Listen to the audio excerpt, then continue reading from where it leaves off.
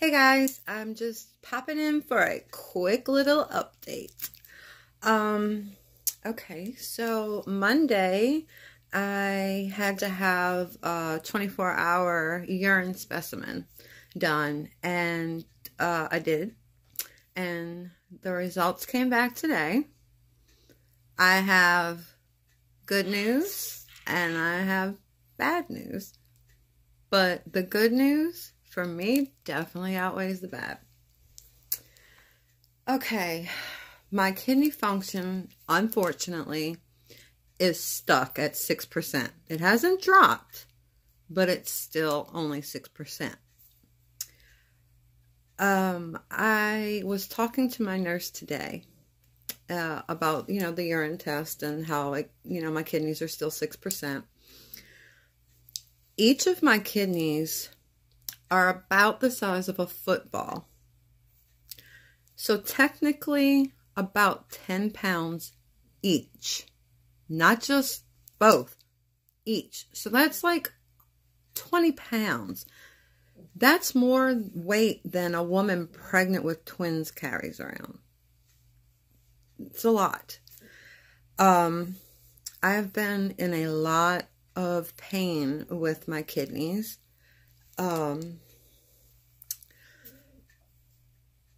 To the point where it's unbearable. Sometimes I just sit there and all I can do is cry because I want to go to the hospital because I want to be out of pain, but they can only keep me out of pain for so long. Here's the good news. I thought if I got my polycystic kidneys removed, that I would have to do dialysis like 6 or 7 days a week. That's not the case. If I get my kidneys out, I still go the same amount of time as I'm going now. Like, I had dialysis today, so my stomach's really not big. But tomorrow, it'll be, back to looking pregnant again. This is amazing news because what was going to happen was when they called me for a transplant, I was going to go in and get the transplant. And if that kidney started working perfectly fine, they were going to go in a day or two later again, cut me wide open and remove my polycystic kidneys. If we can get my polycystic kidneys out of me now, which is the most painful procedure that I have to get done, if I can get that done and over with and heal, when it's time for my transplant, all I have to do is go in there, get a cut, get a kidney thrown in, and boom, I'm done. I won't have to have 2 major surgeries back to back like that, which they wasn't sure if my body could even handle that. It's a lot. I can't imagine going to sleep in the operating room and waking up 20 pounds lighter. It's like mind-blowing. I know when I wake up at dialysis and I'm just like 3 or 4 pounds lighter, I can already feel it. My phone isn't wanting to focus. There we go. Okay.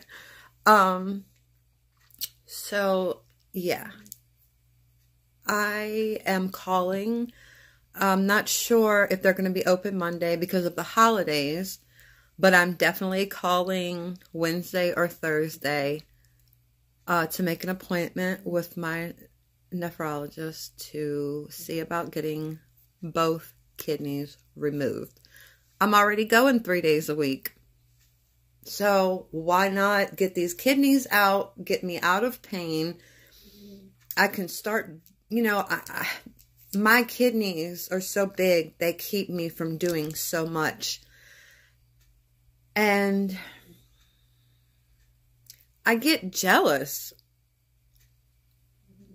And I don't like that word. I don't like being a jealous person. But when I see other 36-year-old people, like my friends were donating their time and they were helping an elderly lady remodel her house for free.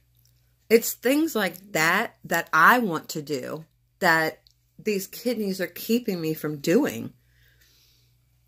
And if I could get these out, I feel so much better now that I'm on dialysis. My head, I have never been so clear-minded in my life. I didn't think that dialysis was going to help me like that, but it did. And I'm not happy that I'm on it. I have my days where I get upset, you know, but I know if I don't do it, I wouldn't be here. It's 3 days a week. I was going 4 hours, but now I only go 3.5. I cannot wait to go to this appointment. I have my hopes up so high to get these kidneys out. I know I already have like hundreds of people praying for me. The second I walk into the dialysis center, they're like, hey, we're still praying for you. We have a pastor that goes there and he tells me every time he sees me, hey, we're still praying for you over at my church. And, you know, a lot of people out on YouTube. I have a Facebook page for my kidneys. That a lot of people on there, hundreds of people. I just have a lot of support, and at this time, it's really needed. You know, it's needed. I don't associate with many people. I actually started to right before dialysis. Actually, this year, I kind of started to pull away from people. Really good friends. I pushed people away because I didn't want those people to be upset if I didn't make it. And when I apologized for this, every single one of those people said, if you didn't talk to me for 5 years and I found out you passed away, it would still hurt me just as bad as if I talked to you yesterday. And people are pouring out with support. And strangers, friends, you know, people that I call friends that are online that I've never met, that live all the way across the United States. I have a friend, Jennifer. Me and her have been friends for like 10, 12 years. Never met in person. But that girl's got my back 110%, just like I have hers. And I pray that I can get a kidney and go visit her one day. Because she's... actually 2 Jennifers in my life that are very, very big, a big part of my life right now. Some people are not there as much as they could be, I guess. And maybe because they're scared. I'm scared as well. When you're in this position, it's scary.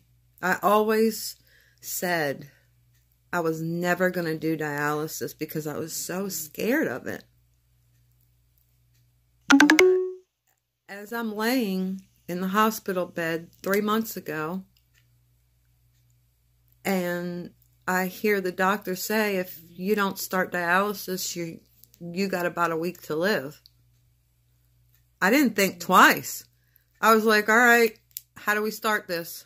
Like, right then and there. How do we start this? What do we do? And I still have my chest catheter. I'm still saying no to the fistula. she started to actually, I call her she because her nickname is Kathy the catheter. I know.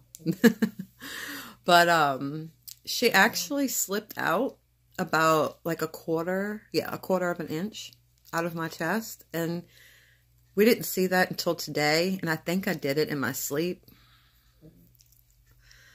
I've had this thing for 3 months, just a week over 3 months, and I still cannot look at it without getting nauseated. Let me see if I can, yeah, you can clearly see it under my skin, the plastic tube right here. But I don't get stuck with needles. But this part right here, this used to be all the way under here, and it came out. So, I don't know if they're going to want to put another one in or whatever, but she's working fine. So, I'm just going to let her be till she's ready to come out. But yeah, I'm at 11 minutes already. I wanted to make this a short one, but yeah, I just wanted to come on here and tell you guys the bad news, but the awesome news. It is, if I can get through with this and get this done, when my transplant comes around, it's literally going to be a breeze. This is the hard part I want to get done and over with. So, if you can send any good thoughts, if you can pray, whatever you do, please send good vibes my way, prayers, anything that you can, that they allow me to go through and get my kidneys out, because I need it. I need it, guys. All right, well, I'm going to go ahead and get off of here. It is a Friday night, and it is 9:30, 10:30, 9:30, 9:30. So I'm going to get this uploaded. I hope everyone has an awesome weekend, and I will be back and updating as soon as I get the news, if I can or cannot have the surgery. Okay, guys? Thank you all for being here for me so much. And if you have any questions, I will put my Facebook link down below, and you can DM me. No problem. All right, guys. Have a blessed weekend. Bye.